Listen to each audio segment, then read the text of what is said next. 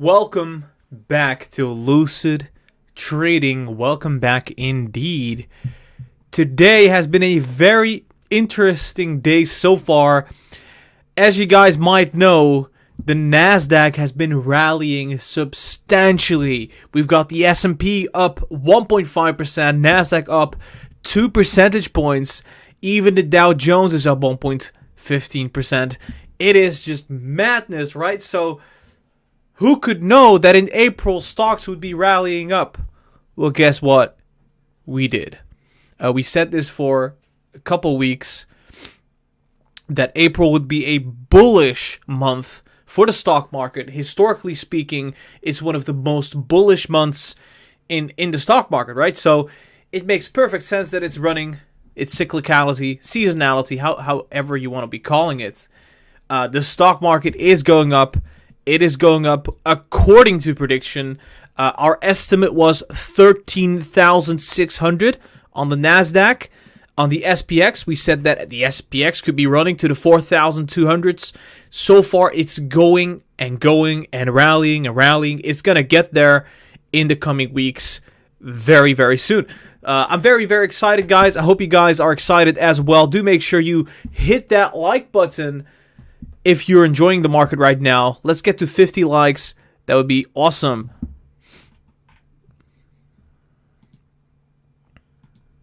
Welcome back to Daniel, Kevin, Andrew, Aryan, Mint Blue, Piskion Vishal, Jay, William, Ronaldo, Keith, Logan, Damien, Noah. I think I got everybody.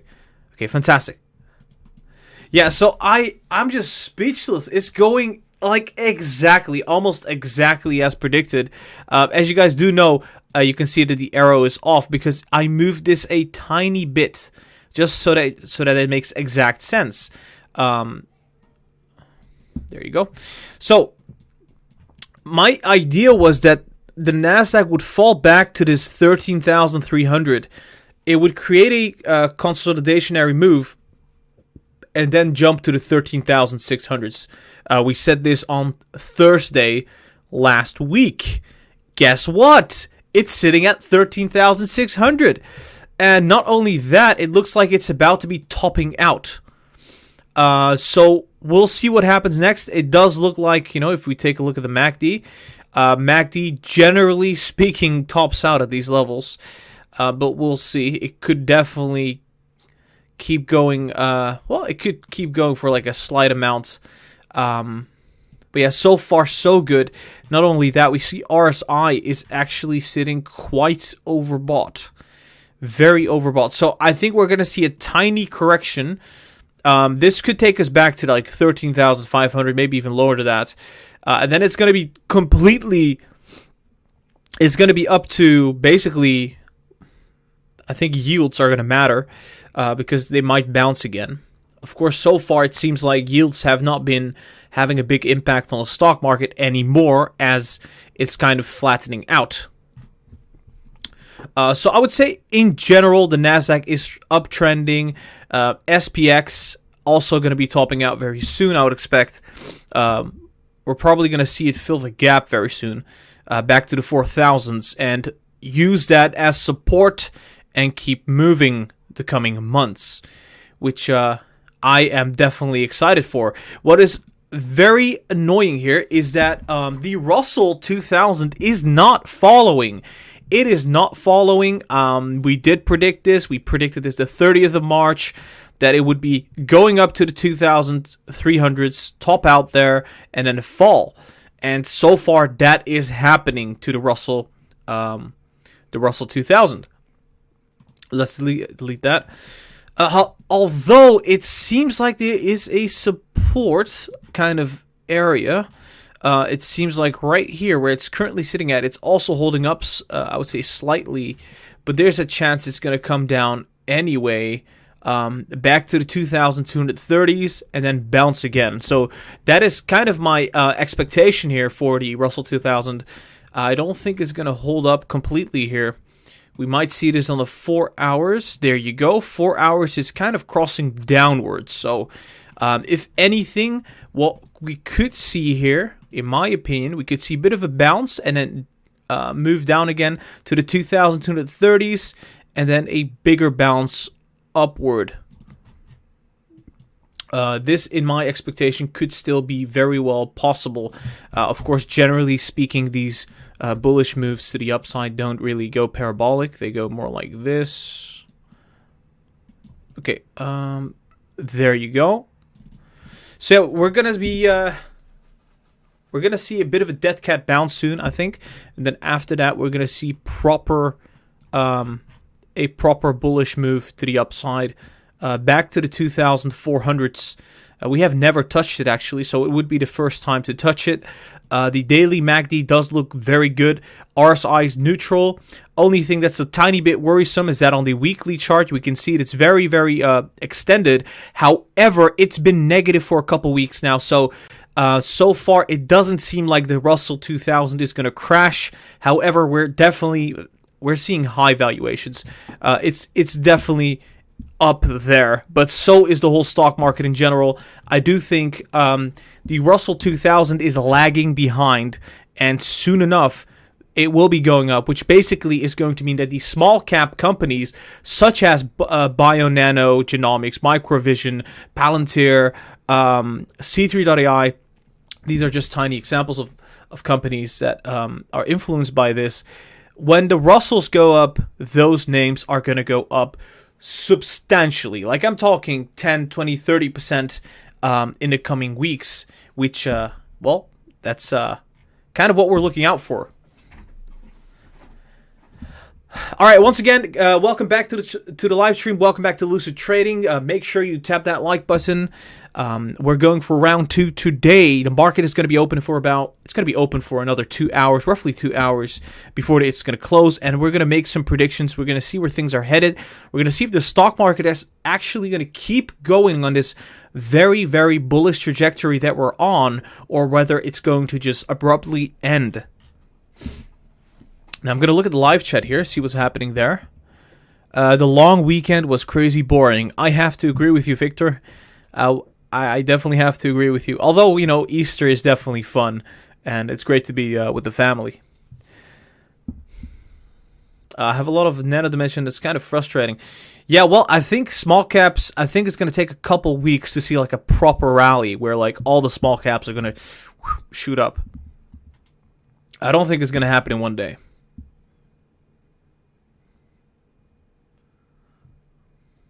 C3 breakout? No, C3 is not breaking out. It's going to take a while. I think C3, both Palantir and C3 are kind of very dependent on the Russell 2000.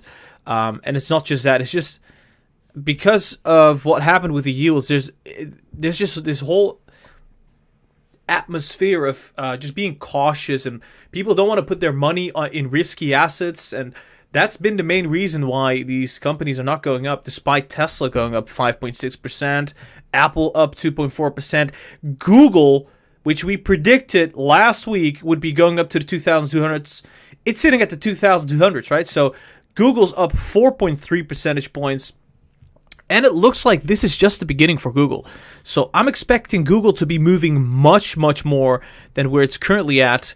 Maybe consolidate a tiny bit, but it's going to be making some strides. Amazon, even Amazon's up now. Amazon up 2 percentage points.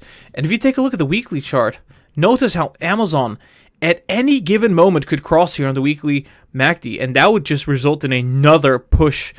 And it would probably reach 3,500 at that point, and maybe even the 4,000s. But we're going to have to see how that will develop, because we've seen false breakouts with Amazon several times. So we're going to have to be careful there. Microsoft is up 3 percentage points, creating an all-time high for itself as well. I'm speechless about this one because that is just insane. 3% to the upside, and it looks like it's going to continue going. I'm expecting it to reach the 260s probably by the end of April, maybe beginning of May. Will be interesting to watch. Gara, any opinion on Square? Let's see. So I did say Square would bounce, and let's see. There we go. This is a recent prediction. I mean, we said it was going to bounce from this point to that point. Then I said, well, it could continue further out for Square stock. And I don't think I can take this back. Although the 4-hour looks terrible. Looks like it's about to go down again, actually. But the daily chart is still kind of breaching. Yeah, it's a difficult one.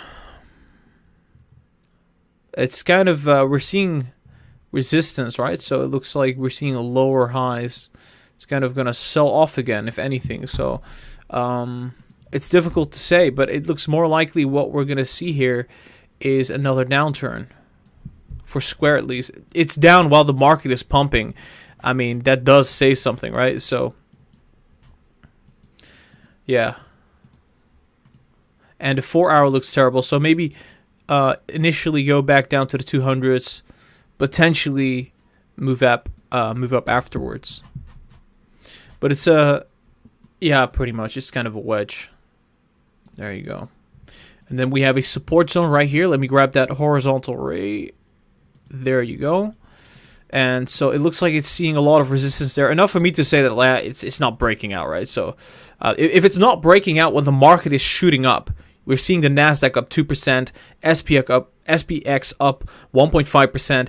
If it's not breaching that level, it's actually going down. Well, guess what? I think it's going to come down again, potentially reach support in this zone, and maybe then breach upwards to the 250s and 260s. I think it makes sense for it to be moving back to the 266. There's a gap filled pretty much right there. But there's resistance here at the 255. So it has to pass through that. That would be my estimation with Square over here. Because the daily does still look bullish. I do think at first it's probably going to correct. But I could be wrong, you know, if we see back-to-back green days, Square is just going to pump through. Okay. All right.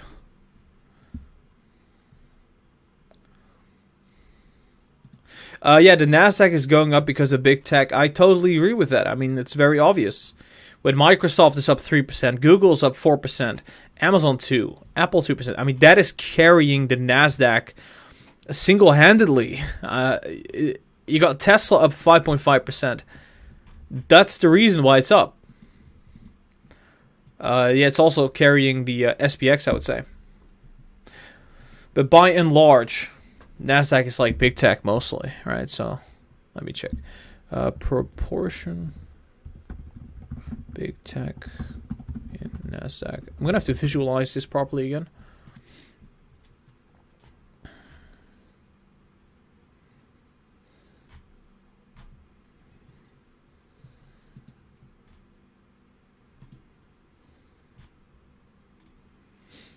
Yeah, right, there you go.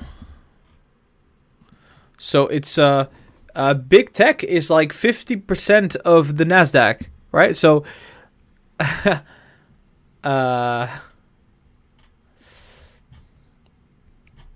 yeah, maybe even more than that actually. So about 50% of big tech is the Nasdaq, maybe even more. It could be higher than that. Well, yeah, it's mostly big tech carrying the Nasdaq then.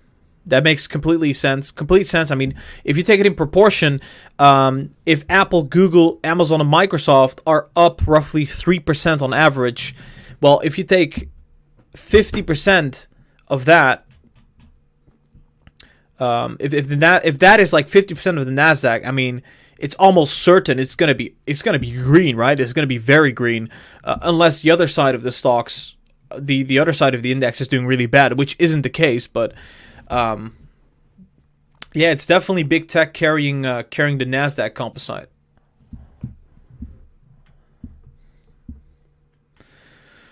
Can you see Roku or Neo?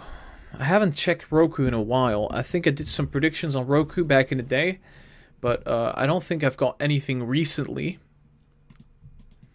Yeah, this was my prediction on Roku back in February and January. So said it was going to bottom out and then move up and then top out at the 500s. It got very close, but it didn't quite get there. But that was a nice prediction, I would have to say. Well, Roku 42 billion market cap, growing super fast.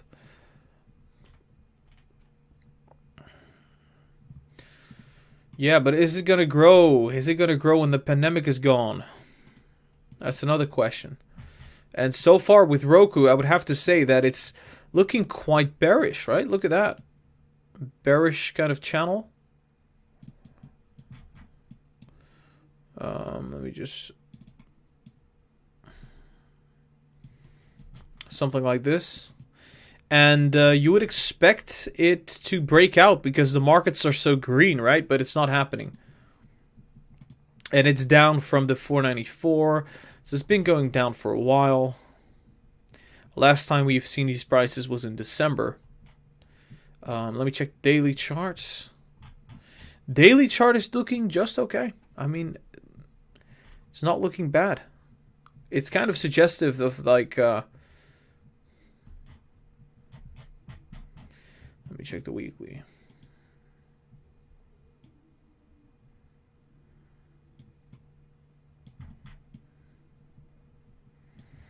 Yeah, it's a difficult one, this one. It did cross, and as it did, it actually moved up quite a bit.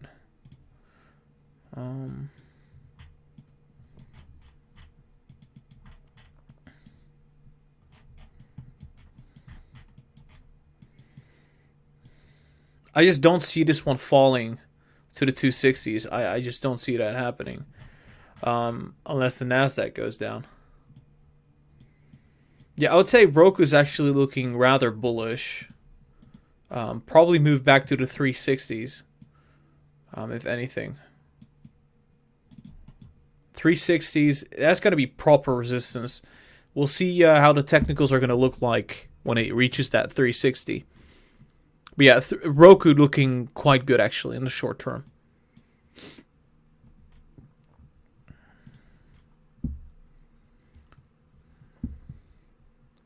Gara, good afternoon, Peru says. Welcome, Peru. Haven't seen you in like, what is it, like 3 days now? It's like... Yeah, well, yeah, I guess it was because of Easter. The Nasdaq is kind of falling now. Slightly. Just slightly. It hit resistance, and it's now coming down. Huh. I wonder where Baron is, by the way. It's interesting.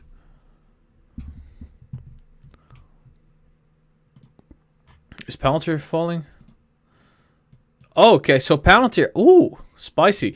It's still in the channel, right? So when I was live for the market open, when the market just opened up, remember I drew this line here. I said that these were resistance areas, and so far it seems like it was the case, right? So this was a resistance. The 24.5 didn't quite reach it. How do I know this? Well, you can look right here.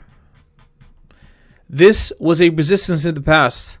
It tried to go above it, didn't quite reach it. When it did go above it, it hit the 25 very briefly, and it came down. You can see the same thing happened here. Hit the 25, came down. So I would say 24.5 and 25 are resistances that we have to pass through here. And let me check the 4 hours. Right, 4 hours is not looking that exciting. It looks a lot like this time period. If you guys don't know, there was a demo day in January, right? So there was a demo day in January. I think it was the 26th of January. And right before that, we had a downturn, right? We had the all-time highs. We had a downturn, double top, lower highs, bottomed out, and then a slow rally until the event. Now, what I'm thinking here, I don't know if I shared my thoughts on this before. What I'm thinking here is that we're going to see initial slow rally, You know, we're going to get to the 25, 26. And then what will happen afterwards is, well, I think something like this. So it reaches that $25.5 to $26 level, and then we get to the event itself, or right before the event, and you see a significant move upwards. So that would be something like this, and then right before the event, it moves up to the 30s. And then depending on what happens with the contracts, you know, say they get some contracts because of that demo day, you know, companies are trying out their software. It could move something like that to the 32. And if we have something like Wall Street bets joining along and pumping the stock, which we've seen happening in the past, right here and right here, well, guess what? It's going to go all the way to 35, maybe even 40. But yeah, that's just speculation at that point. I'm looking more at like 30 to 32 being very reachable in the time span of about 2 weeks from now. It could be reachable if the markets are on our side. Like back then. Back then, markets were very bullish. If the market is very bullish 2 weeks from now, I would say for the next 2 weeks, then yes, I could see Palantir go to 32, maybe even 35, if we got some luck. And yeah, but I think there's a high probability that the market is going to be bullish the coming weeks. The Russell, the Nasdaq, the SPX, I think it's going to be in the pocket. All we need now is basically for Palantir to not do anything negative, right? So there could be a negative catalyst coming out of nowhere. Let me see. Whoa. I got several donations here. But let's just start with the largest one, because that one popped out of the blue. Peru Invest coming in with $100 donation and says, IPOE is about to close deal with SoFi, most likely on 9th of April. Wait, I just added more today, not financial. Well, I'll look into it myself because I'm actually very interested in SoFi. I do think there's a lot of potential in SoFi. But once again, thank you so much, Peru, for that donation. Do appreciate that a lot. And I think we had some other donations here. Danny coming in with a €2 donation that says, "What do you think of Plug Power? Huge dip." Let me see, Plug Power. I have no idea what's happening with Plug Power. I'll look at it in a second. But yeah, thank you for that donation as well. And Kongen af DK Legenden coming in with a 17 Danish krone donation. Hi ho, Dr. Gara. Thoughts on Mara? Alright, okay. So we've got, let me get it straight. Plug Power and Mara IPOE, where we're going to cover all of them. Let's see. Yeah, I'm a little bit speechless. Sorry. I'm never gonna get used to like donations. It's so difficult. It's like well, yeah. Let's just continue.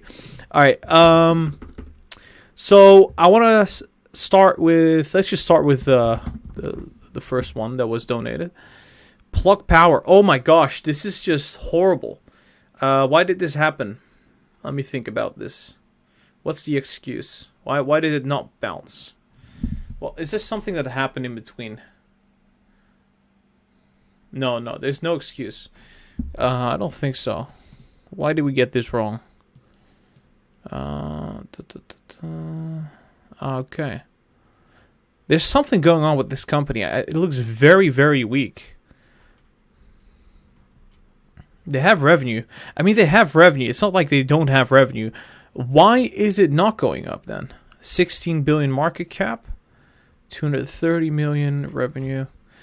Well, maybe, yeah. Well, this is a sketchy one. Maybe the time frame or the. It's still downtrending. Well, why? It shouldn't be downtrending, actually. But yeah, it maybe is the Russell. You know, Russell's coming down 1.4%, but still, well, 4.8%. 4.8% downturn.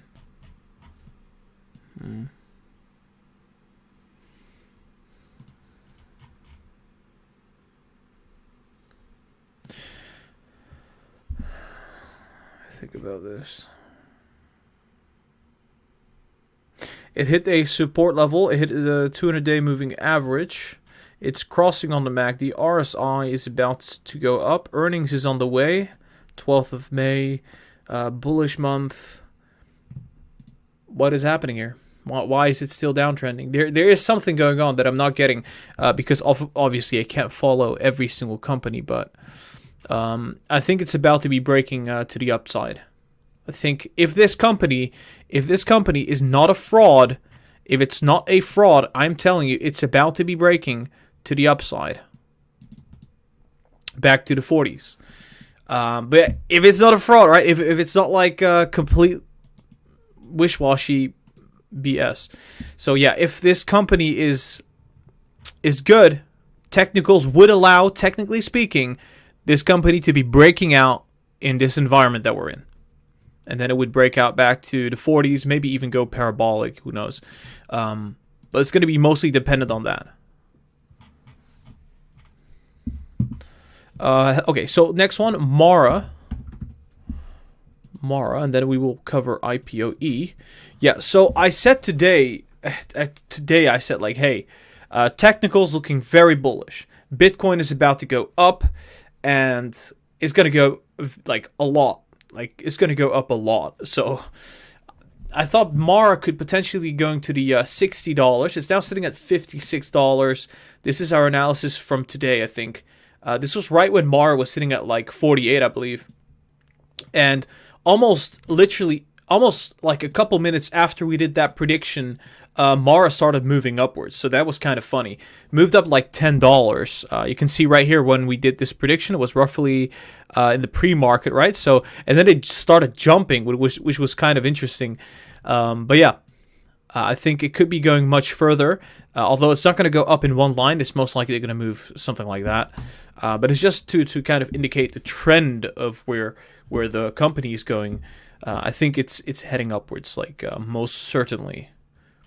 It's going to be sketchy though, because like if Bitcoin goes down, Mara goes down. I think Bitcoin is going to be bullish, but Bitcoin is sort of in that stage where it is going to move parabolically, and once that stops, well, of course you're going to see Mara suffer as well. But on the short term, I think it's going to be fine. It's going to be fine. All right, now to Parainvest's IPOE that he's interested in. Let me check it out. One second. IPOE is about to close deal with SoFi, most likely on the. That is an interesting one. Okay, so I like SoFi. I've actually analyzed this before. It's kind of funny how I like. Okay, I think I analyzed this in January. Like, that is pretty cool. $16.8, 1.7 billion market cap. This is going to be a large one, isn't it? It's going to be like a pretty decent one. What we're definitely seeing is we're seeing these bottoms kind of hold up there, and we're also seeing the price hitting down slightly here. There's a couple days left until the merger.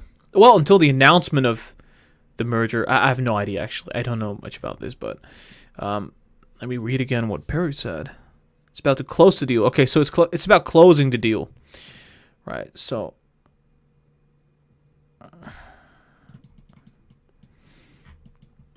if that's really true, if that is really true, then I would expect in this zone right here to see some huge swing to the upside, right? So something like this would be the case, at least.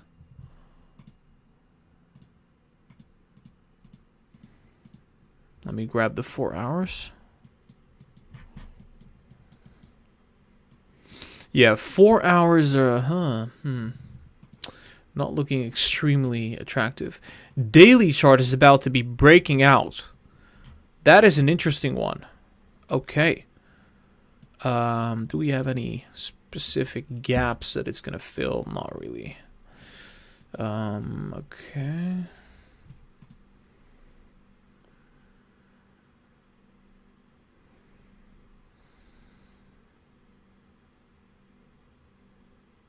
Okay, this would be the trend reversal.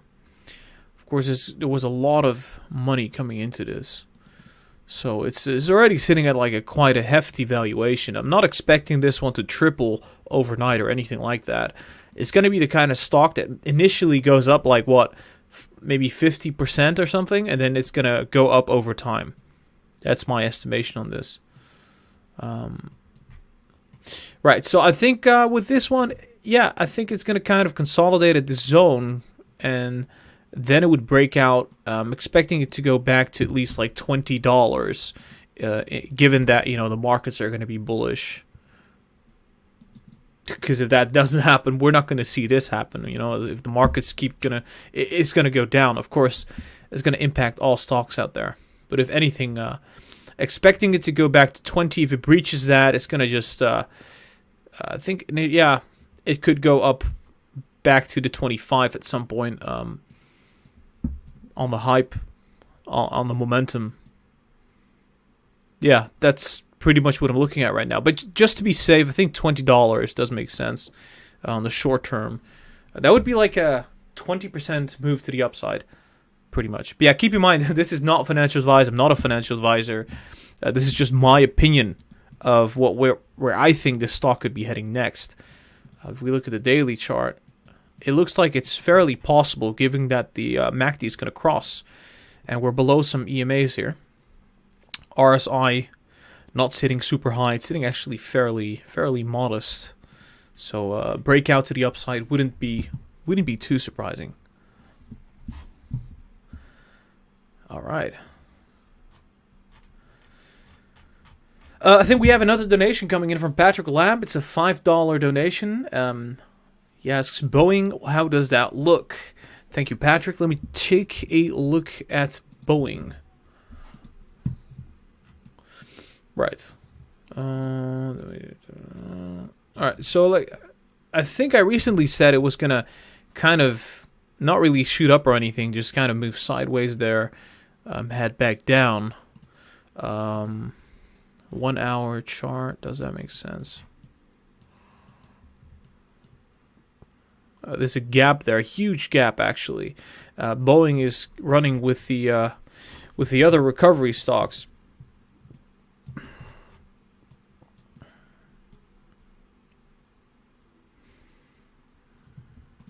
One second.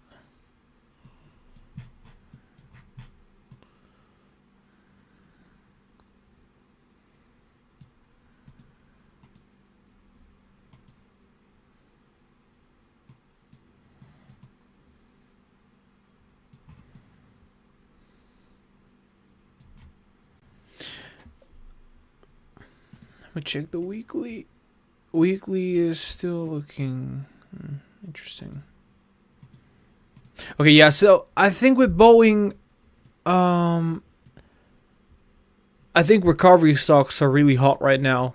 Boeing is kind of a recovery stock. It's more of a value stock, but it's both, right? So it's both. Value stocks were not doing good for a couple days, so I think that's when I drew this. But it looks very bullish to me. I think it's kind of, yeah, well, I think it's going to reach 300 very soon.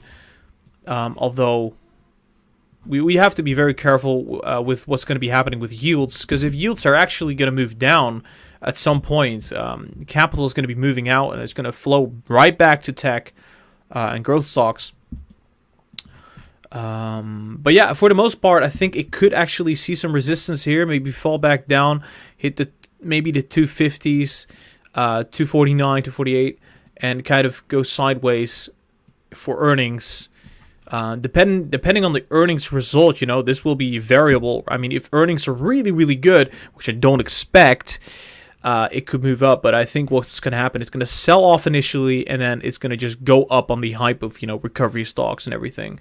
So for earnings, I would not say that it's bullish, because it just doesn't make sense. It's not performing that well, at least not in comparison to what we have seen quarters ago. And yeah. So I would say in general, trend is still heading up, but I would be very cautious around what's going to be happening here for earnings. Because what tends to happen is people are buying into Boeing stock with the thought of I'm buying this company because I think the economy is going to reopen, and if it reopens, the stock is going to move. Well, so far, earnings have not reflected the stock price. So I'm thinking earnings are going to be absolutely terrible, but that's just me. But who knows, right? We're getting very close to economy reopening. I would say very bullish in Boeing. $300 is going to be in sight, I would say. It's going to get very close. Probably around middle May.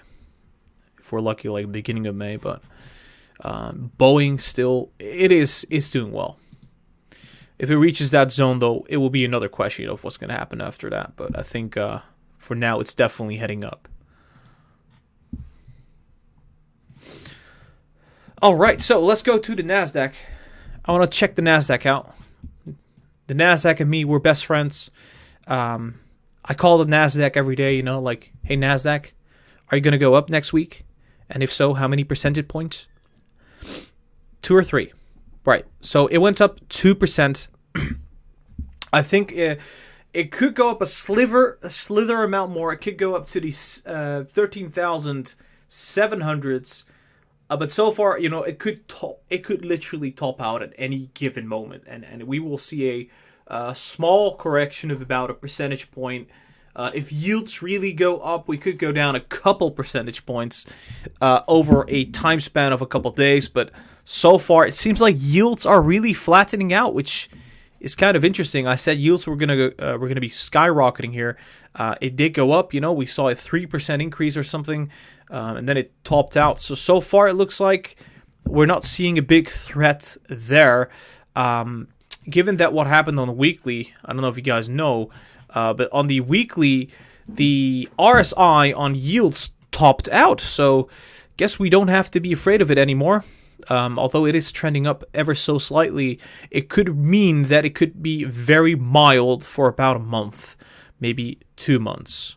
So that would give some room for the Nasdaq, for the Russell, for stocks in general to be running to the upside. We'll see higher multiples again, but I don't think we're going to see as high. The multiples are not going to be as high, right? So it's not going to be like what we saw previously with Palantir hitting 45, with C3.ai hitting 180. We might hit like similar levels, but not quite there.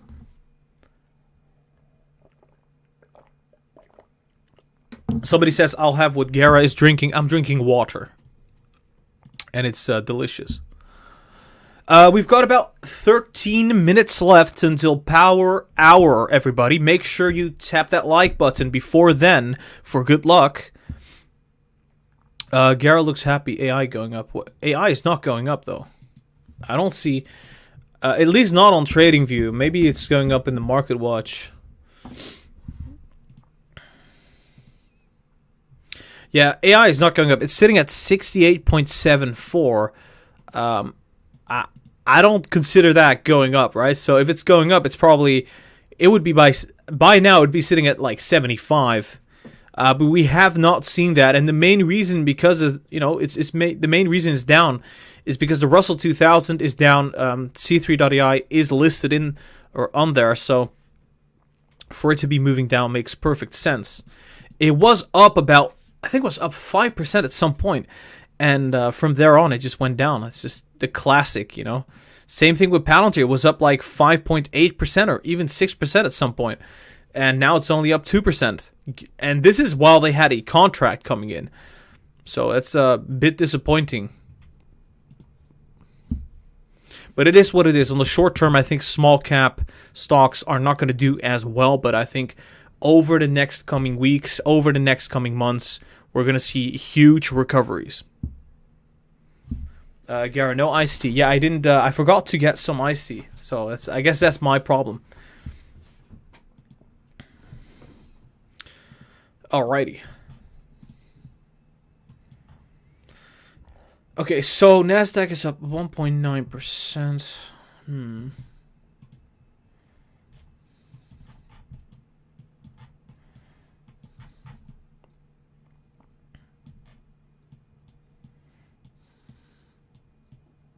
Yeah, let's make a proper prediction here. I think this one was nice, but it's kind of topping out here, so let's make a new one.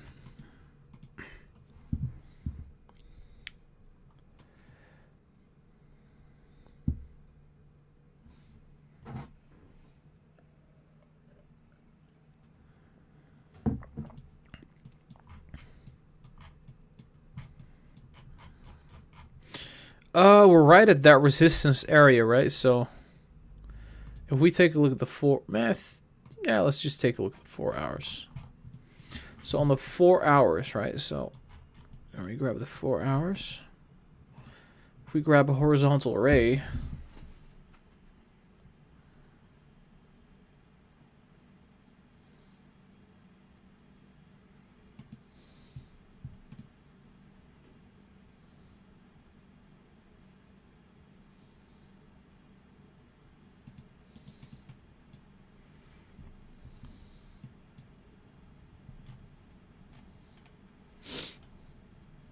yeah, RSI is definitely topping out. I don't think this is going to keep up, guys. I think tomorrow is going to be a red day. Either red or just sideways, but I think most likely tomorrow will be a red day. Unless it pushes through, but I mean, how often do you have a rally like this? Not very often, I can tell you that.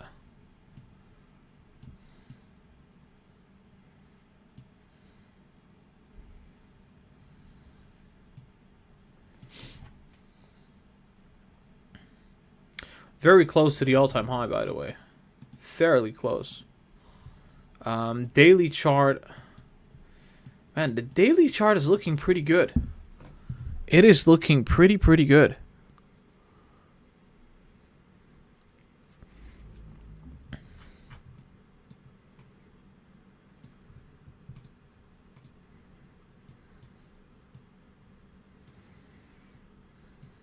Weekly chart is looking a lot better. Like, way better.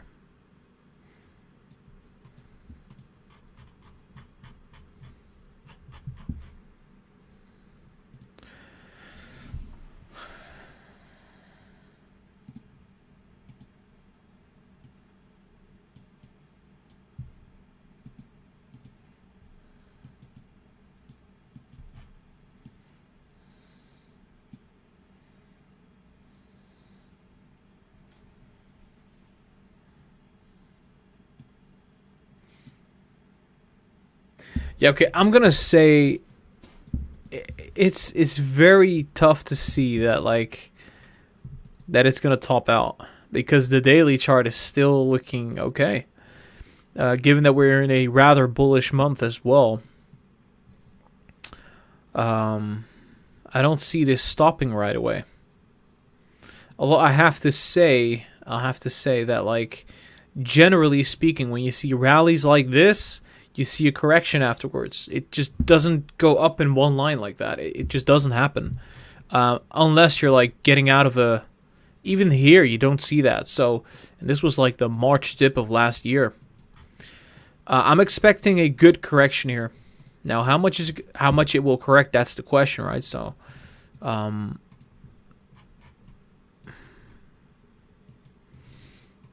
let's see. How big was the move, though? Let's see. Was roughly 800 points, just around that kind of number. When you see a rally like that, it tends to be a correction of about 200 to 300 points, if anything, right? So that would mean if we would draw a trend line, just for this parabolic move. If this rally continues, it's going to at least come back to 3,500, maybe even below that. Right in this zone. And then it can continue. I don't see this just going up in one line. That would be very unnatural.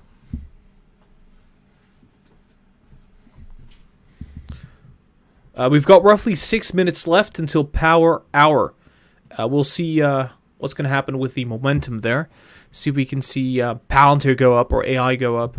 Maybe a couple percentage points with Tesla. Tesla's starting to move. Look at this. We said that Tesla was going to go down around open. This is exactly what happened. So it went down, although a little bit further than I initially thought. 687. I thought 695. But 687, sure, be it. So be it. went down to that level, came here, used this previous resistance point as a support, and it's now going up. I think it's going to keep going up. So we're going to see that 720 very soon. It's not going to take a very long time. I would say probably by Wednesday we will be touching that 720 level. If the market is going to be positive, I would say let's just say end of the week, just to be certain, because I think the Nasdaq could definitely see a bit of a correction here.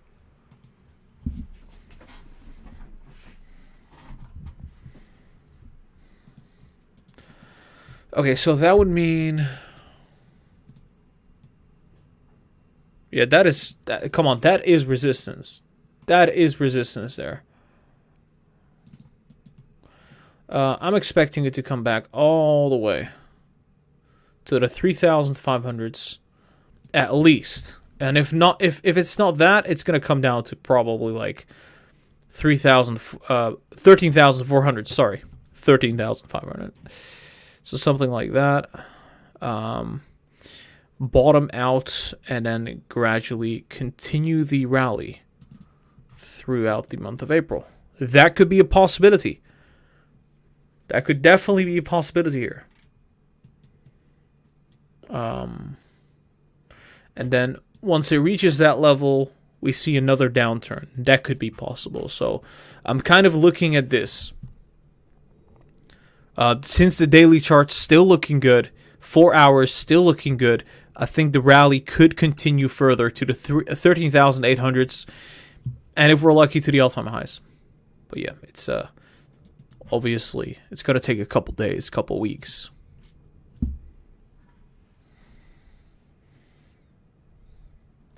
We likely flat. Well, yeah, I think if we reach, if we top out on the Nasdaq, we could definitely see it go flat for quite some time. I would say for a couple months, maybe 2 quarters.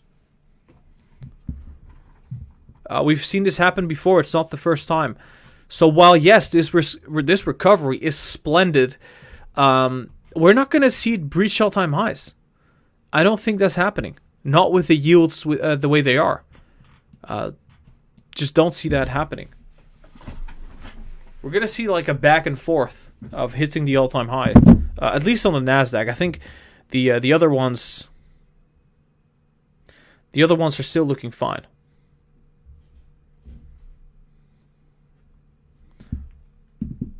Like the Dow Jones still looking good because of recovery stocks and value stocks still looking relatively cheap. Okay, please check NDX. It looks terrible. Yeah, I know for a fact the Nasdaq is going to take a bit of a hit, like a small correction very soon. And when it does that, it's going to test this support and hopefully bounce. If it doesn't bounce, it's going to probably come back all the way to like 13,150 or something like that in that range. But I think there's a likelihood that given that we see a lot of bullishness, it could continue a little bit further before it actually tops out. It would make sense. Microsoft looks like it's going to keep running tomorrow. Really? You think so? Let's check it out on the RSI and MACD. Let's see. Yeah, I mean, we did say that this was going to be happening with Microsoft because it was looking pretty sweet on the technicals. Yeah, I mean, both Google and Microsoft look like they're going to keep running for earnings. I mean, Microsoft is looking so incredibly good. So yeah, it could keep going for earnings, I would say, if this is actually what their earnings date is going to be. Let's see. That is just phenomenal. I think we're going to see some more consolidation with Google. Although it could also just run to 2,300 at this point.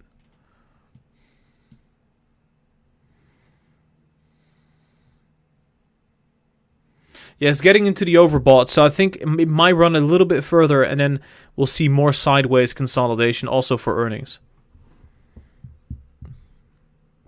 Okay, Power Hour has begun. Let's see what it has to offer us. Let's see what is happening for Power Hour. All right, so Tesla's moving up. Again, it's sitting at 703. NIO is kind of flat. You know, the smaller EV companies are not really moving. It's just Tesla because of the delivery results. They were exceptional, so there's a good reason why Tesla's up. Bitcoin, cryptocurrency is doing okay as well. I think it's going to keep going up. Apple, I think it's a bit surprising that Apple is not moving up that much. It was looking splendid, but it's just been going sideways. But Apple generally does tend to move a lot faster on particular events, like the Apple events that we've seen of the past. Then it moves like 10% or something like that, like 2 weeks before it happens. CCIV is done today, or down today. Yeah, small caps, most of the small caps are just not really moving. Although I'm still bullish, I do still think that CCIV, there is probably going to be moved to the 27.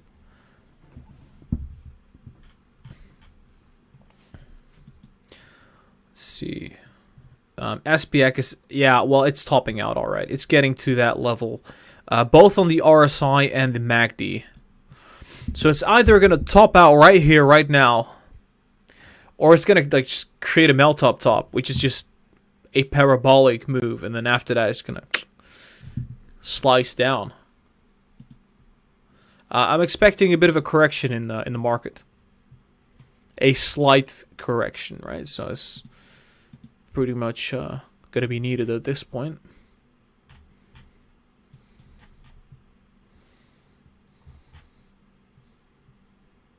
Yeah, I'm not talking about like a couple percentage points, more like a half a percentage point to the downside, some consolidation, and then we're ready to go.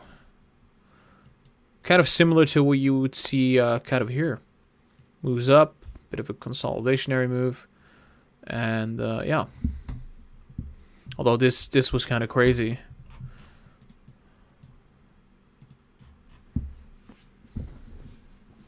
What's the SPY doing? If anything, I think the SPY is probably going to be heading down shortly. Palantir's going up. Look at that. Just a slight amount, though. I mean, for all the percentage points that we've seen it going up, the current price, I mean, it's just laughable. But yeah, then again, we're still waiting for that demo day. I think once that comes around, we will see some good pressure to the upside.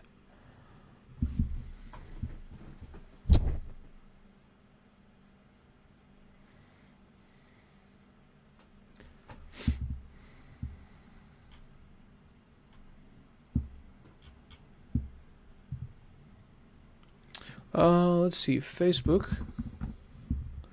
What's Facebook doing? It's heading up, okay. 307, okay. Up 3 percentage points, okay. Yeah, I think Facebook is ready to be running even further than this. Like, if you think about it, Facebook, it's got some room to be running. But it's going to be over time, right? In the next, I would say, 3 to 6 months. Most definitely, we're going to see Facebook right around this range. And I would say that is pretty much going to be the case for most of big tech. Until there's like something preventing it. But so far, it just seems like the trend is just going to continue upwards. For Facebook. So maybe you see a bit of a top there and then just move to the 360s, 380s. That would be like a 20% move. Maybe we could see Facebook being a $1 trillion market cap. It's getting there. I am telling you.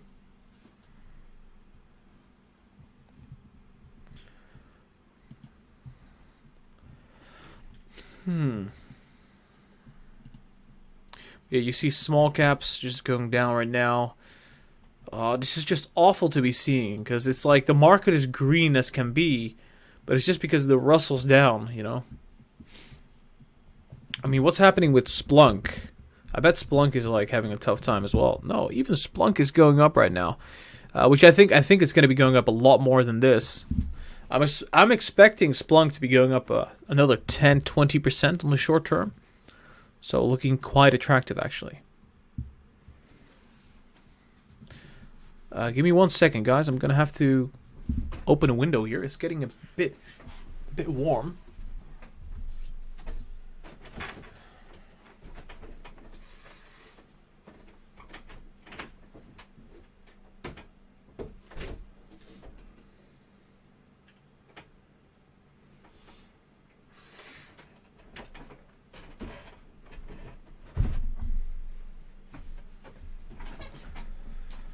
All right, I think that should do it.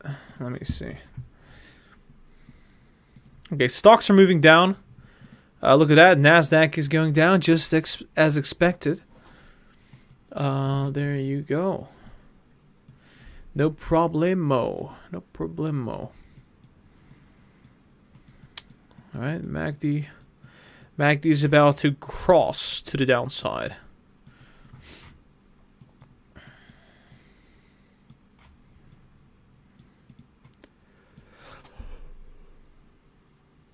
But yeah, keep in mind, if we are really, really bullish, it will actually bottom out right here and just keep running. So I'm just going off of what we have seen with the with this channel, this short-term trend.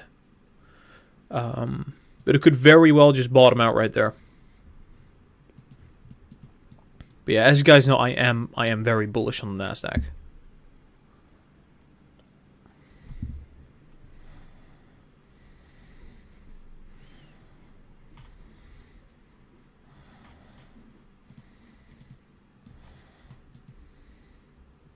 Yeah, I guess it's not really likely that it's gonna fall there. Is it? Let me check the 1 hour.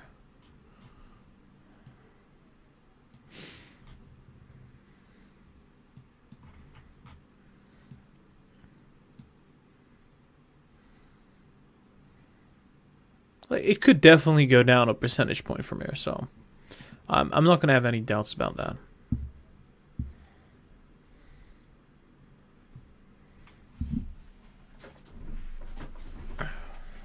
Chair. Oh, let's see. The Nasdaq is correcting, yeah. That's correct.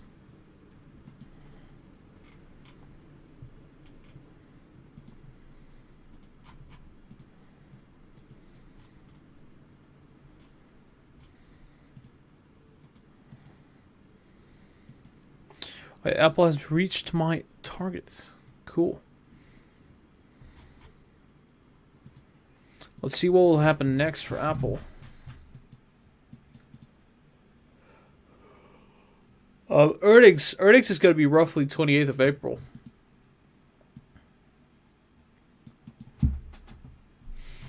Which I think for then, we could see some substantial movement. But it looks kind of weak there.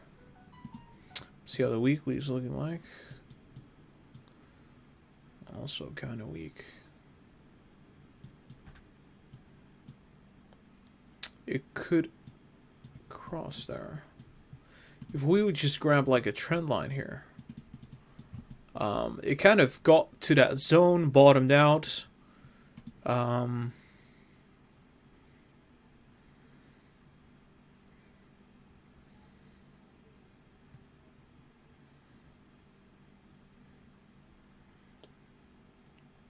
If it passes the resistance, I think we're going to see a big move to the 140s.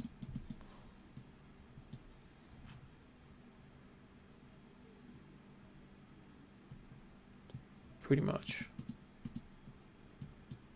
So that would be just from here straight up to the 140s, yeah.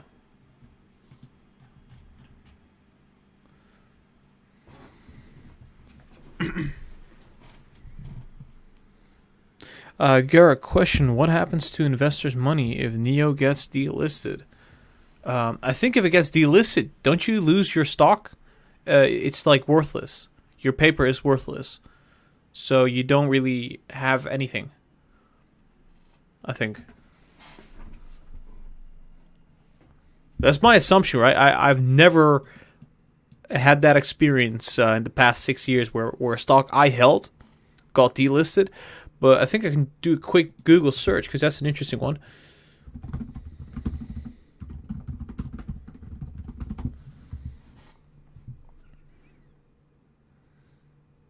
If a stock is delisted, the company may still trade over two different platforms, namely the over-the-counter bulletin board or the pink sheet system. As a result, individuals may have less data on which to base.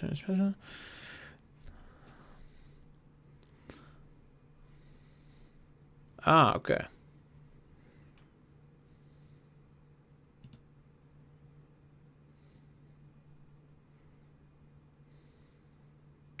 There you go.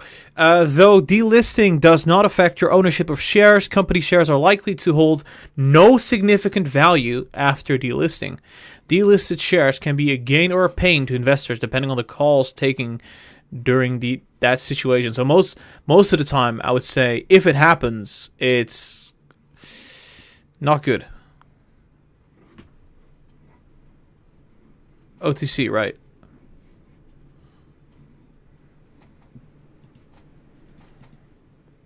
Oh, Apple, look at that. Yeah, I'm actually bullish on Apple. I don't think it's going to go up like that. It's going to take a while. It looks like it's going to reach 140 by probably it's going to be in May. Middle of May. I'm not expecting it to just jump like that. That would be crazy. We've seen that happen once before, but I'm not seeing that happen here. So it's going to take a while for Apple to get to 140 again. The same way, the same kind of reasoning behind how long it took it from, November to like January. Like this was 2 months for it to be reaching the 140s. I think it's going to be similar here. Like mid-May, 140 could be reached.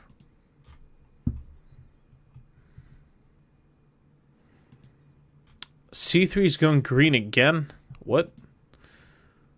But the Russell... Oh, okay, so the Russells are going up. Okay, so, yeah, if that index goes up, generally speaking, you see C3.ai go green. Yeah, that's what happened. Right. Let me just position myself.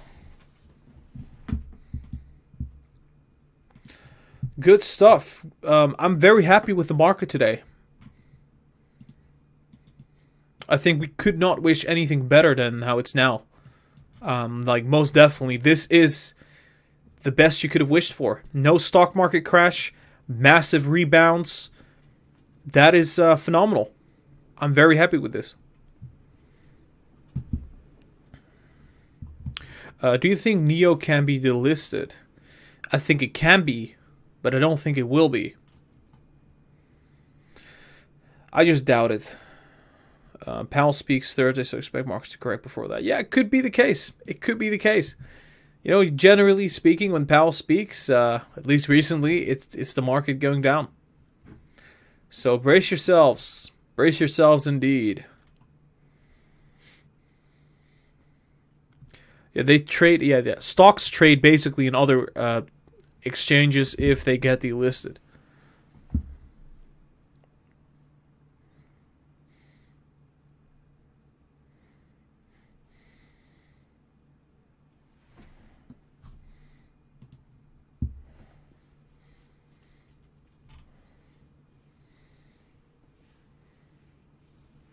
Let's see. Yeah, yields are looking pretty bad, so that's good. Looks like yields are going to remain in this wedge, which would be very, very good.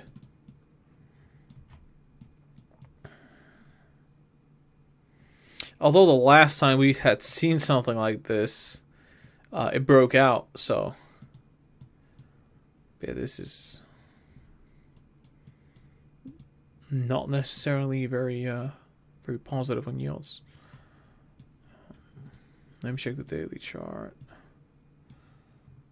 Yeah, it's gonna go flat. It's pretty much gonna go flat. But yeah, at the end of the day, I mean, even if yields go up, I don't think it's gonna matter a whole lot. I mean, if it goes up a percentage or 2 percentage points, it won't matter. But if it goes up 2% back to back to back, that's a problem. If we see a 5% increase just out of the blue, that's a problem. So if it goes up like 3%, then it goes down 2%, I mean, it's not going to matter.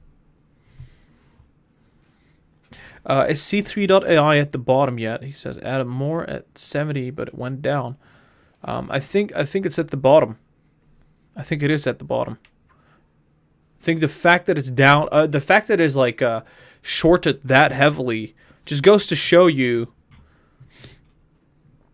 that it's artificially being put at that position. I don't think, if anything, I don't think it would be sitting at that level in price. Let's see.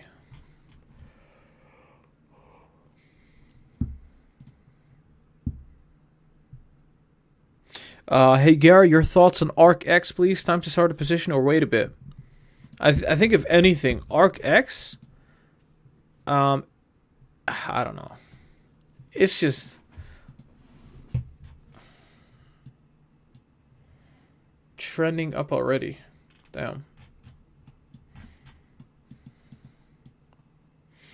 I think this is more of like an ETF for like the future, like very far into the future.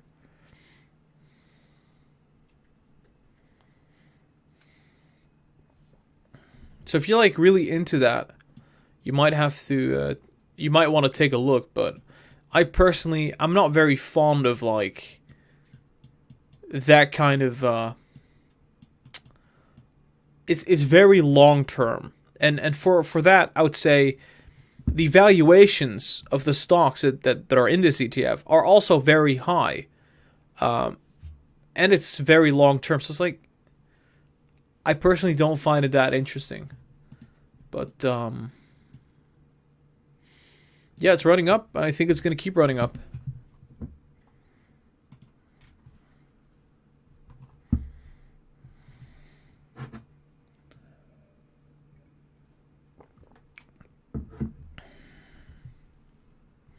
Palantir has been a buy for the past few weeks.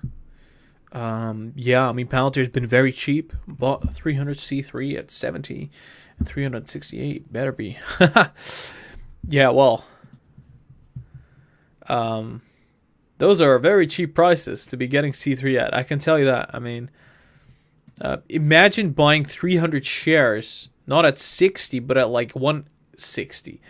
I mean, those are two different price ranges. Like, very, very different for those same shares. But that was the case like 2 months ago. So, it is what it is.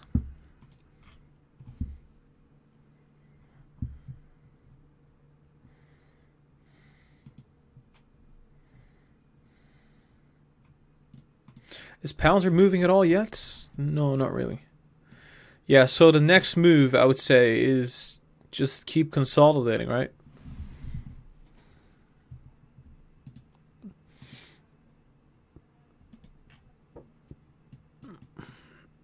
Yeah, that's just not looking good.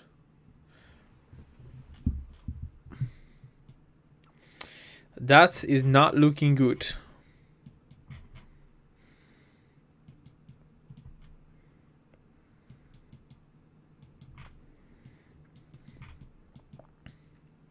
I think there will be several moments where we see corrections.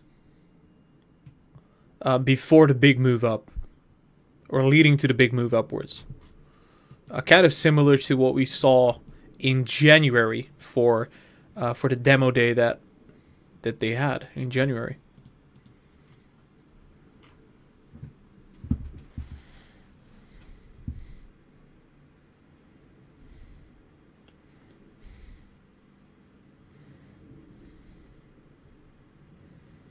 Let me check Berkshire. What's happening to Berkshire?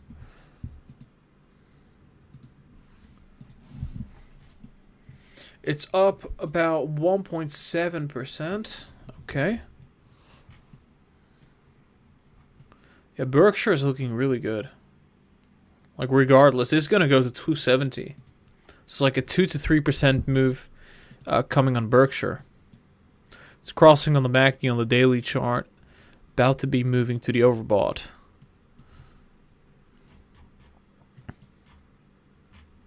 So yeah, it's up 1.7% today, while the S&P is up 1.4%. So it's definitely outperforming the S&P. Let's check the other class. Very, very, very interesting. It's only up 1.3%. So BRKA only up 1.3%. BRKB is actually up more.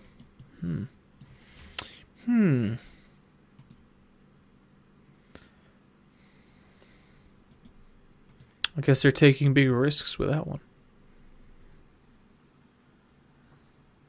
Hedgie selling Viacom. Oh yeah. Oh yeah, right. I heard about this one.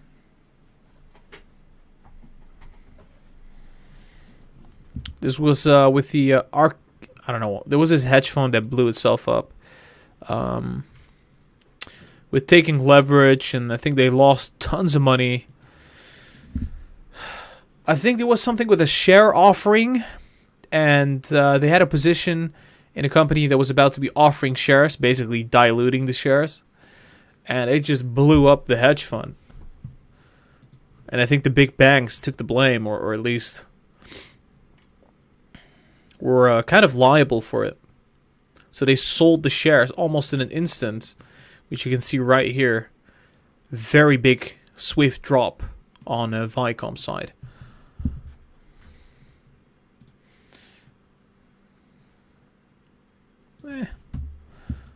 That is just hilarious.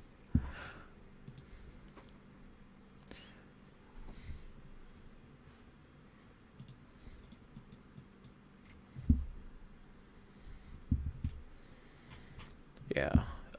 It's kind of weird because, like, most of the stocks that we cover are not really going up, right? So the markets are really green, but most of the stocks that we cover are not really up that much. At least from the EV sector, not really. Growth tech stocks, not really. But if you take a look at like big tech is definitely having a good one. So yeah, big tech. Ooh. Big tech is all over the place. Recovery stocks, all over the place right now. But yeah, mainly, I would say the main reason is pretty much what's happening with the Russell, which I think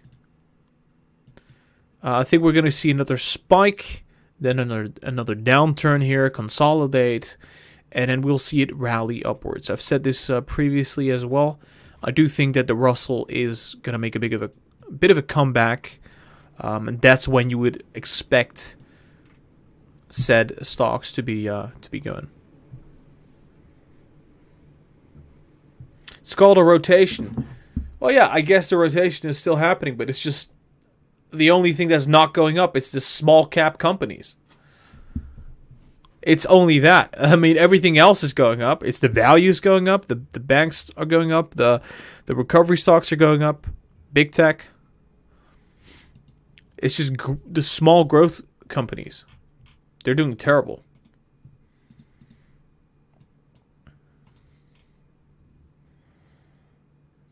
They don't end up like Archego. Could be. Could very well be. 1 second, guys. I'm gonna fill my glass of water. I'm gonna stand for a bit. Actually, do notice that my back is getting slaughtered by just sitting the whole time. Let's see. See if the Nasdaq is actually gonna pull back here. Probably will. Be back in a second.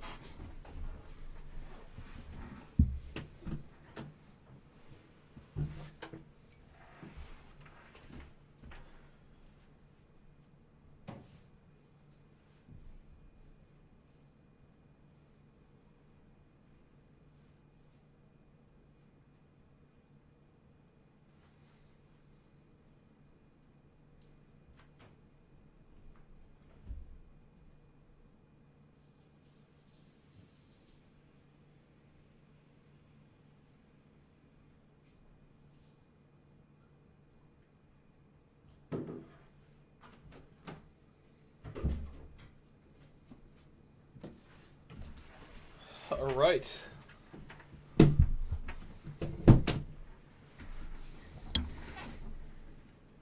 My camera's tripping, I see. I don't know what happened there. Oh, there you go. There you go. It's gradually coming back to us.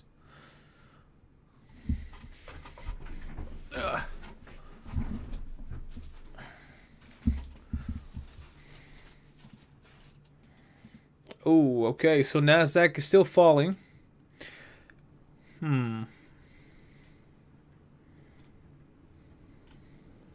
So boring. The stocks that I'm holding are not really going up that much, but big tech is skyrocketing, you know what I mean? Oh man. You guys that are holding big tech, you're lucky. Anybody holding recovery stocks and big tech, you're in a very lucky position. Look at the patterns, the price pattern on Apple, Google, Amazon, Microsoft. Now let's compare it to the Nasdaq. Well, guess what? It's the exact same thing. Pretty much.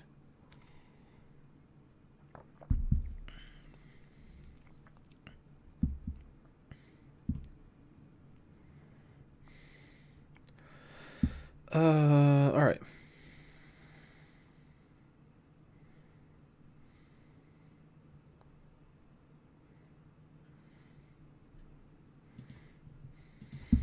Charge point. I haven't seen this one in a while.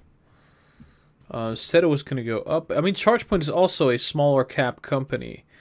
And, you know, the Russell is down. So what can you do? I mean, the Russell is down. So I would say ChargePoint is mostly dependent on that one. Same for the other small cap companies.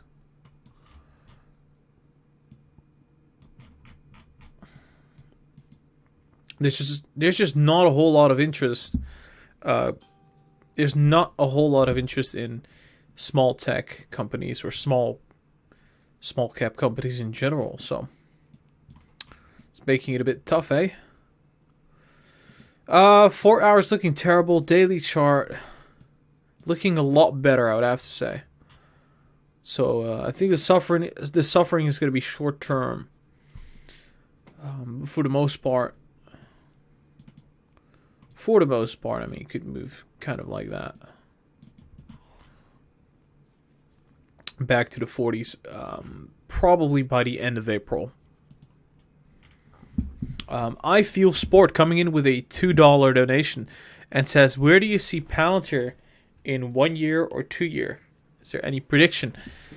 Well, it's difficult to say what's going to happen in like 2 years because a lot can happen in the next 2 years. A lot can happen in the next 2 years. So I would say in the next year is going to be quite interesting.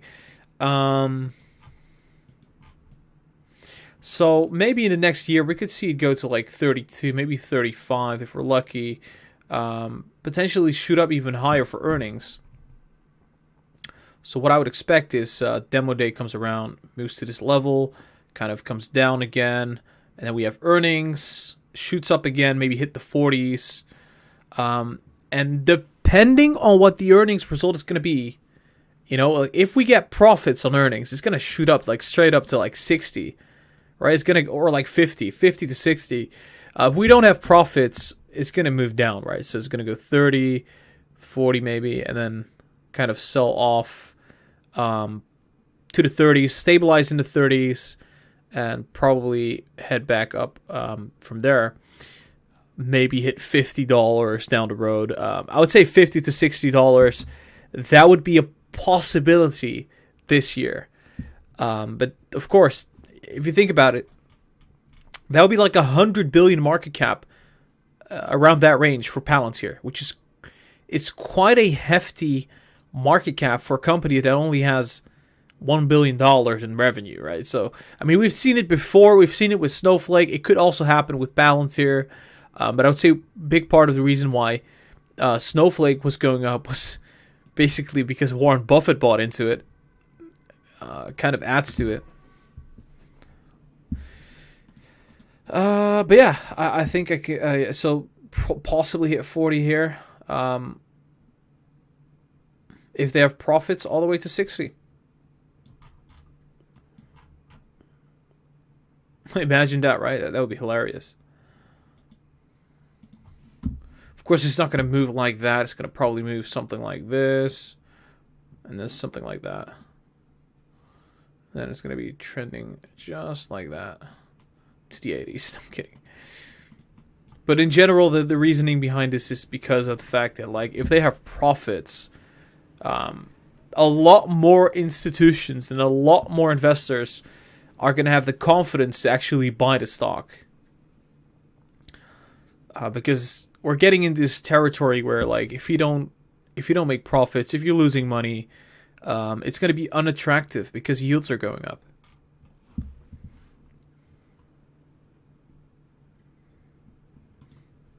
But yeah, the more realistic scenario would be roughly something like this, and pretty much come down again, and gradually move up to the 40s. That's what I would estimate.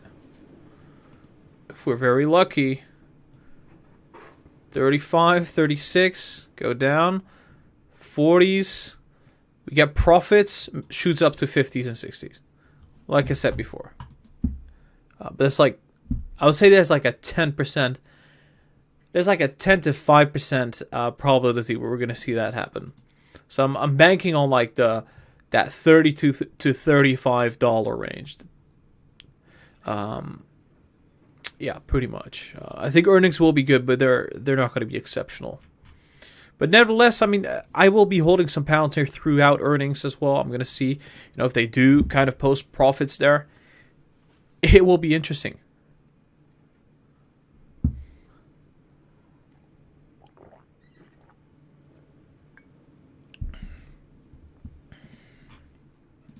Nasdaq is falling, I believe.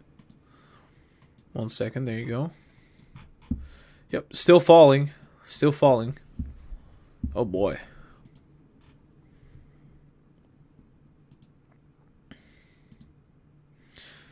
Come on, we need a little bit of a pump on the Russells.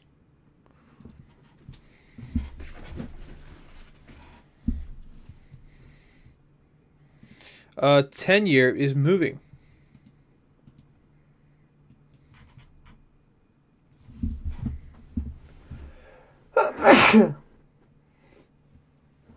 Okay. MACD's about to cross on the 10-year. Nothing really special though. Might move up and then cancel out again. Something like that. But I would say we're kind of safe in a sense that it's probably going to reject that zone.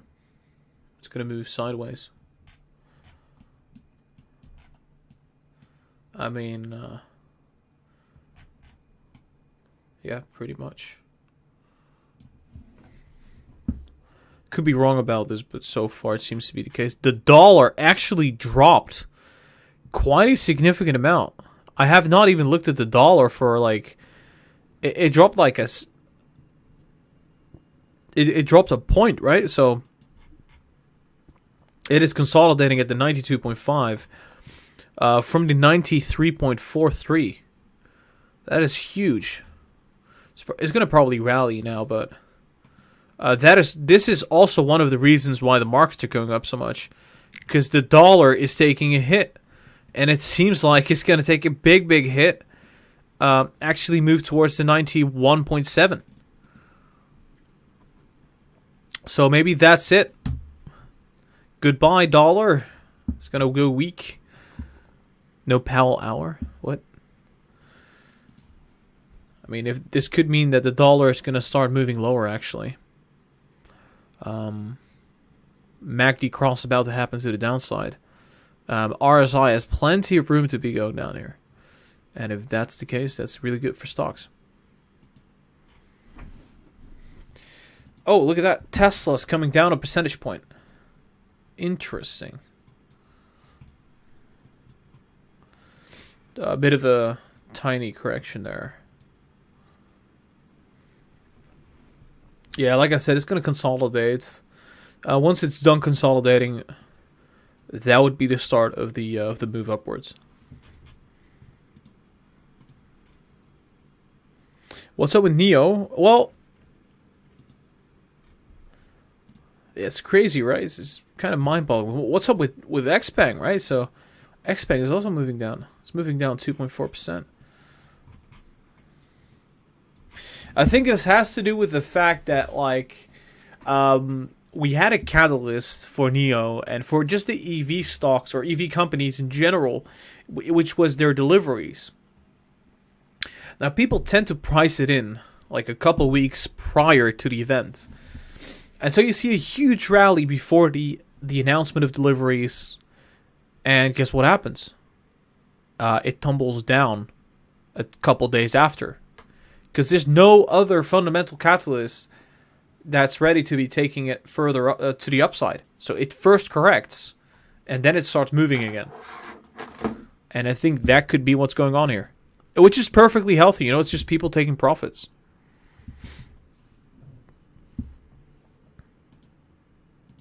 It's very, very natural, actually.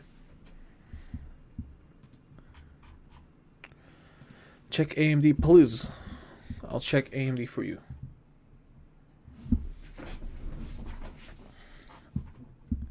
If it's going to load at all, because I don't think it is.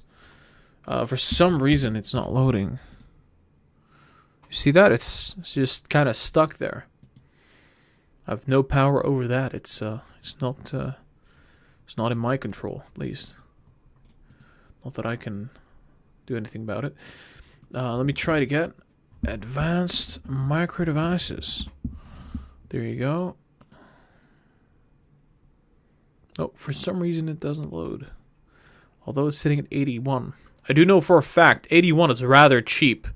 I'm looking at $90 for AMD. I've actually done analysis on AMD before. I do know for a fact AMD is going to be doing good.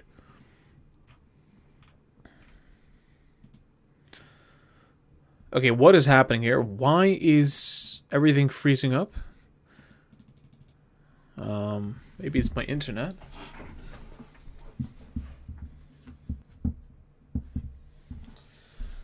No, it's TradingView bugging all over again. Maybe if I take a new tab here, there you go. See if I can get to AMD. All right, there you go. Okay, so let me just delete that one. Continue. That was a little bit bugged out. Yeah, so I was bullish on AMD. I did say it was going to be moving up from the 79 to roughly 86. Now, it's still on its bullish trajectory. Although it hit a resistance point, the 82. And it's kind of, it's another lower high. So it's going to be mostly dependent on how bullish the market's going to be there. So I would say I'm very tempted to just say that it's going to...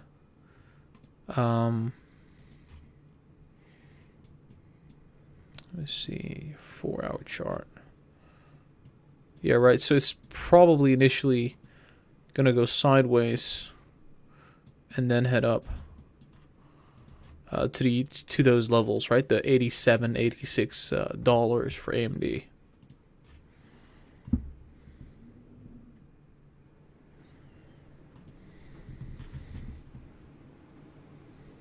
All right. Let's see what's happening here with Tesla. Xpeng starting to move lower, and NIO's moving lower. EV stocks are pummeling down. Software companies, like the small cap ones, are moving down as well. Palantir was up like 5.9%. It is going down right now. It's trending downwards. Meanwhile, big tech still moving, still pumping. No worries. BNGO is going up.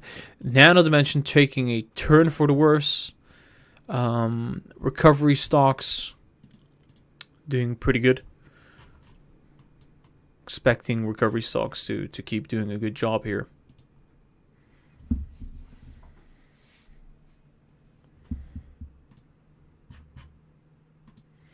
But yeah, what can I say? I mean, it's just how it is. Big tech is leading the way right now, and I think we're gonna have to wait. We're gonna wait until we're gonna see some rallies in the small caps, because a lot of companies that we like are down because of this, because of the Russell 2000 not willing to budge to the upside. And you can see right here what's happening. You know, the MACD cross. You know, that's kind of bad. Means we're probably gonna see more downside, at least a little bit further. Hopefully, bottom out at 2,200 or around that zone. But it's still looking pretty bad.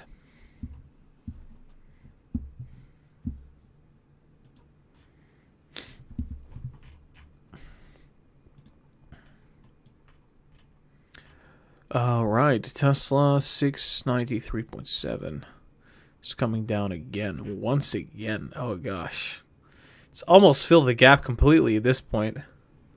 With this, with the movement we've been seeing.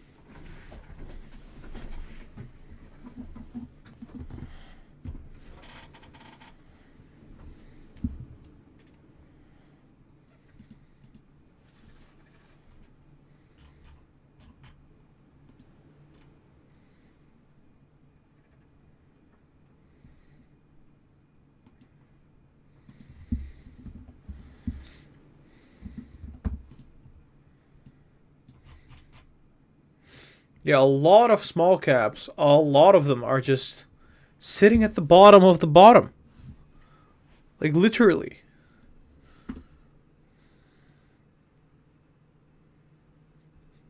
That kind of speculative frenzy, it's gone. We're not seeing that anymore. How Apex, for example, got to like $17 or $18 and now just sitting at like 11. Or how Unity, for example, Unity, there you go. It was initially sitting at like 170, is now sitting at 100. That's like a classic example of like what's been happening so far.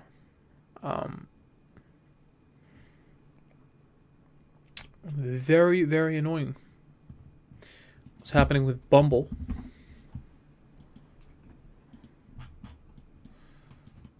Yeah, there you go.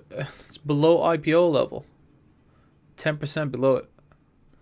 Although it's like, it's looking pretty bullish. Like, it's not looking that bad. It's about to cross as well. So probably back to the 70s. It goes. AI is a big cap, right? No, it is not. It is not. I wish.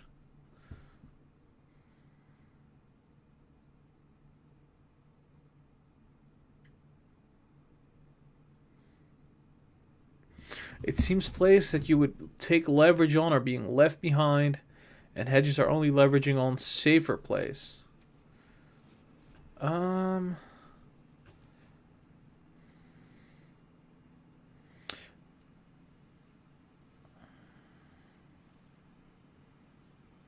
I don't think so.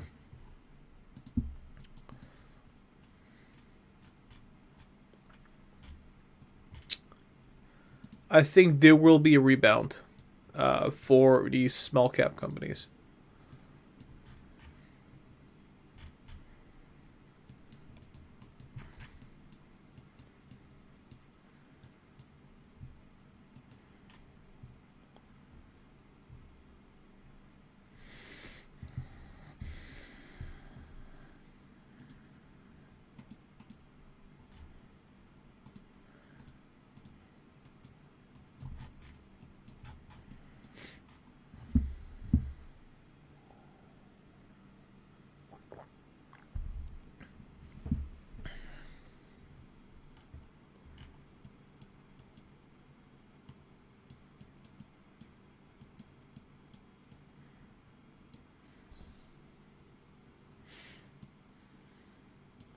Yeah, we could see what happened back here, which is basically the this bottom that we see here. Well, we could see a replica of this, but then here.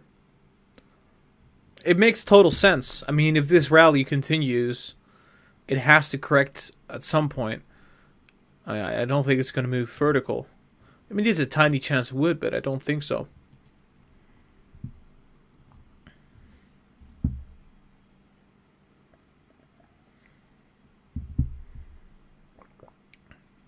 Have you considered trading in your home country's market while the USA market corrects? Not really.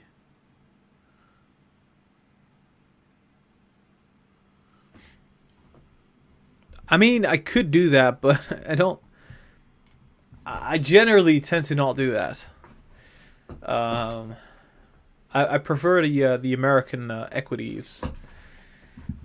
Even if things are correcting. I mean, I could go short on some companies and it will be fine.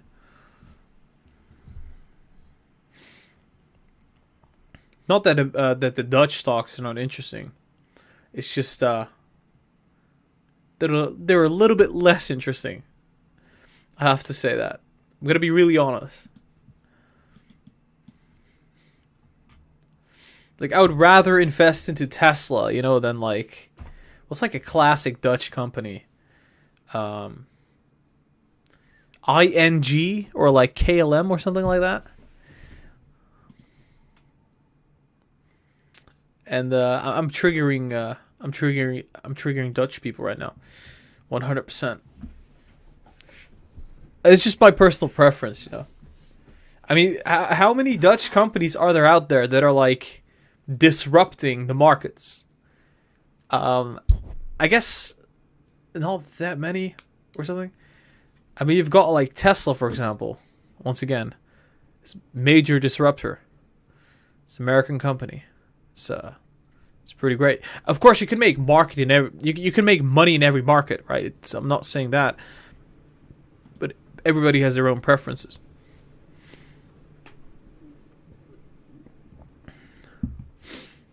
ING is a disruptor. I don't think it's a disruptor. Shell is not a disruptor, I would say. Adyen. Yeah, Adyen, or whatever. I don't know how you pronounce that, but that's a good one. That's a great one.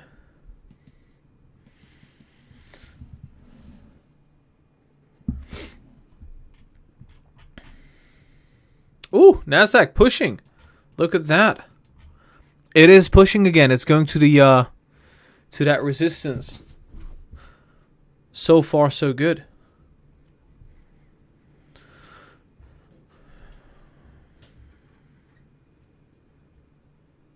All the Dutch people are trading in the U.S. markets. Otherwise, they wouldn't be here. Yeah, I mean, it's true. I'm not going to say it's not true, but you know, Snowflake, the CEO of Snowflake is actually Dutch. There are many, many Dutch people in the American business world. Let me actually check that. Is that the case? CEO of Snowflake. Yeah, he's Dutch. It's hilarious. Frank Slootman.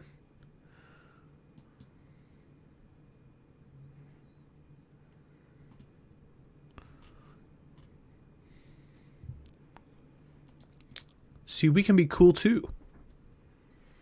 Tank Oil says, hi, Gara. What's up?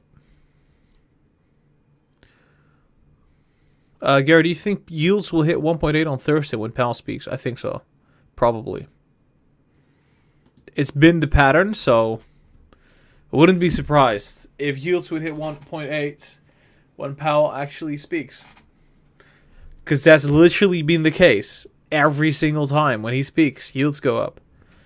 Not that it's going to matter too much, but if it's going to spike, if we see like a big movement, then it's going to... Well, yeah, that's going to be quite important.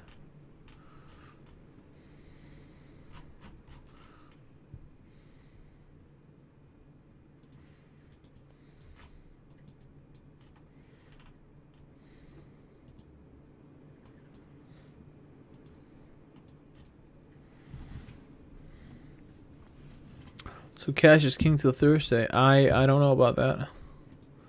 I don't know if stocks are. I don't know if stocks are going to move down as much as we've seen previously.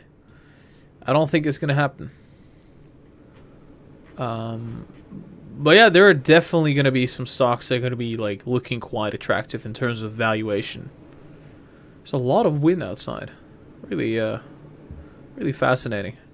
There's about 9 minutes left until the market's going to close, and so far it seems like the markets are going to be closing green with the Russell in the negative.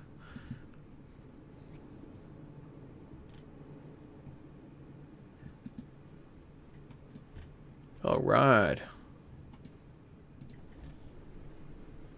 When are we buying more Tesla? I think Tesla's still looking cheap. I think anything below the 780 is still cheap. That's my opinion on Tesla. Give me 1 second. I'm going to close the window now because a lot of wind coming in here.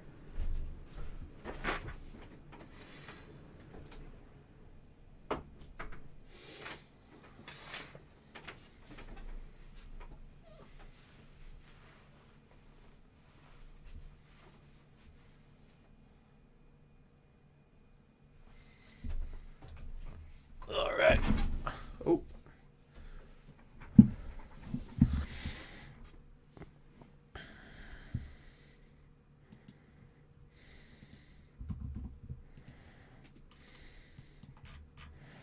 Oh my gosh. ACAD.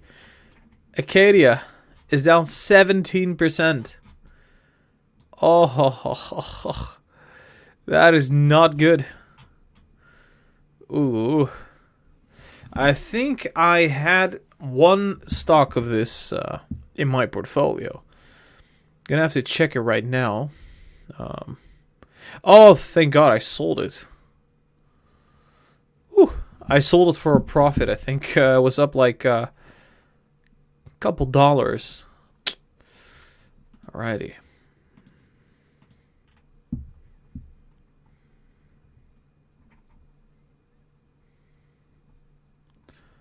Russell's up, not down. Russell's down. Not up. It's about to go up, yeah. It's about to be spiking. Probably it's going to go up like a percentage point. But I'm not so sure about the Nasdaq. I think the Nasdaq is looking a little questionable at the moment. What Russell index are you looking at? I'm looking at the US 2000s. Maybe I'm wrong here, but iShares Trust Russell. Well, that's not it, right? It's this one.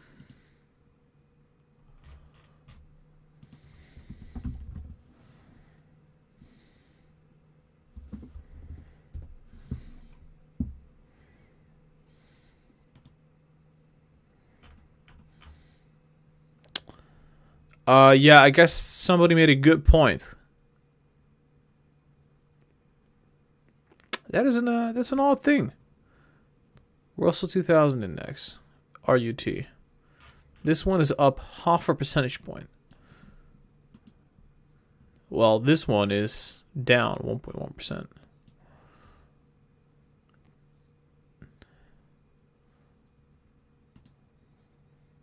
1 sec.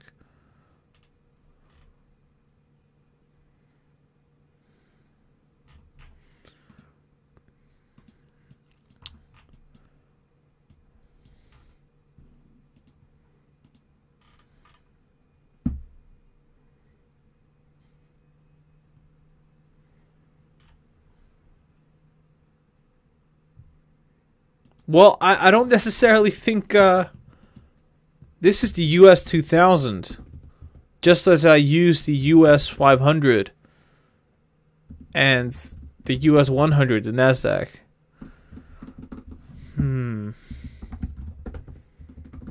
second.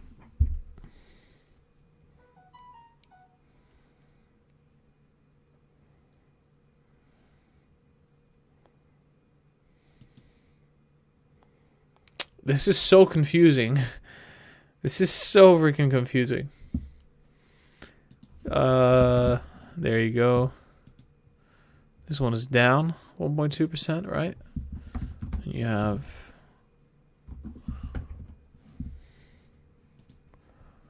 this one is up 0.5 percentage point. Like what?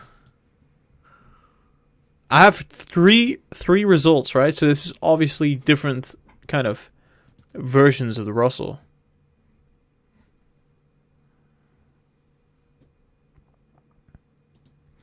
They are holding different stocks. Yep. But what is strange is this, like, this one is up 0.5%. This one is down a percentage point. I'm just bloody confused. Let me just search the ticker online and see.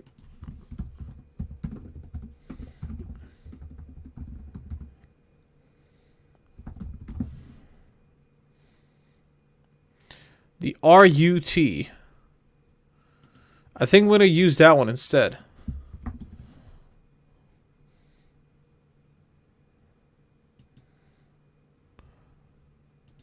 Then I get a different result on Google in terms of how much it's up.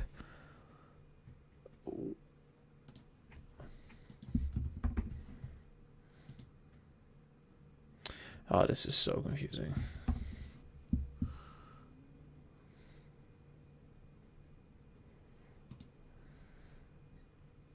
Yeah, we're gonna use this one. I'm not even gonna bother. You know, like this is the one that I've been using, and this one it makes sense. You know, for the most part. I mean, small caps are going down like a lot, which would make sense why it's going negative.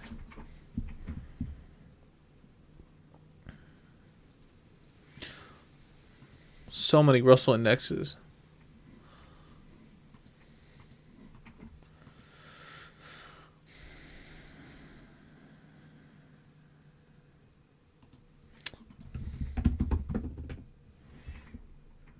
It should be this one, right? But it says it's up like 0.4%. But on Google, it's up 0.2%. But there's another index that's up 1.5%. It's all called the Russell 2000. I'm like, this is the most confusing stuff ever. Of course, it's all about like, it's the level that it's at right now.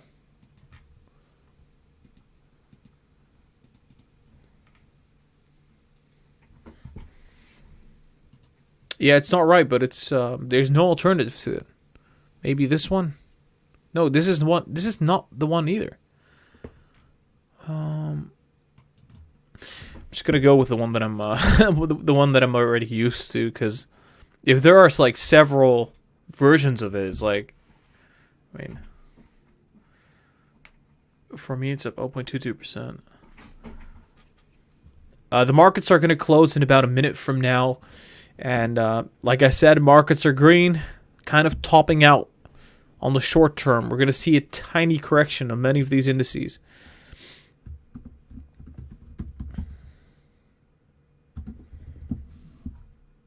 Let's see the right one. See if we can find this.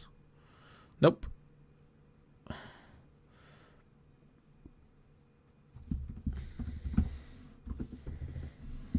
The one that we saw on Google.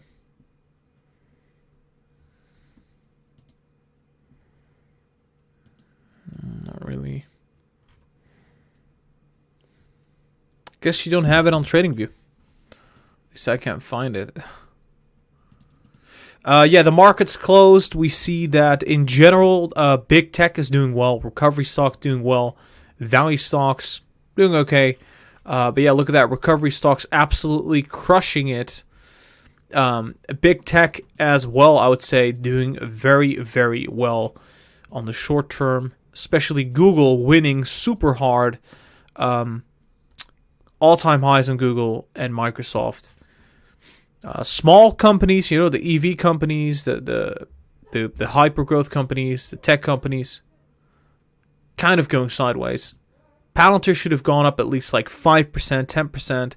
It moved up only about 1.6%. That's mainly because of the Russell 2000 either going negative or like just not really going up here. So looking a little bit negative there. All right.